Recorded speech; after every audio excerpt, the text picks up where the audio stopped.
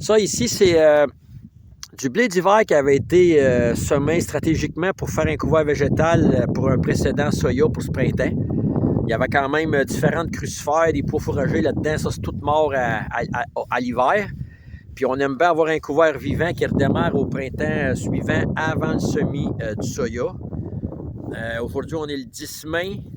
Il y a un beau vent, beau soleil, mais il nous manque encore, là, selon nos observations. Regardez, c'est quand même assez impressionnant comme couvert vivant. Là. Ça pompe quand même de l'eau, mais il y a encore beaucoup de...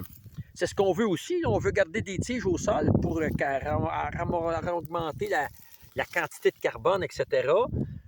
Regardez, là, même si le tapis n'est pas si épais que ça, là, on tasse ça un peu, là. Tu sais, regarde, on est juste en surface, là. Je vais juste tasser vraiment le dessus, là. Puis je prends le sol, là. Ah ben, boy, j'ai un verre de terre dans les mains, là. Pas lui, je vais écraser, je vais le tasser, mais regardez bien la petite galette de terre, là, tu sais. Regarde. Voyons, le verre, il va pas lâcher. Regarde, quand ça fait ça, là, normalement, c'est supposé de faire de la poussière. Fait que comment est-ce que je m'amuserais à venir graffiner ça, etc. Puis là, imaginez-vous, là, c'est sur le dessus. Il n'y a rien qui cale, là. Les machines sont capables de porter, mais je ne passerai pas avec un tanker de 8000 gallons, là. Mais on voit très bien, là, c'est pas le temps. Fait qu'on est vendredi soir, il fait super soleil. Pendant que certains se promènent avec le vibro, ils vont passer là-dessus pendant une couple de jours avant d'arriver avec le sommoir. Ben nous autres, on va aller prendre une petite bière. Puis on va attendre encore un peu que la nature fasse son œuvre, puis laisser faire le travail là, par un peu plus de chaleur.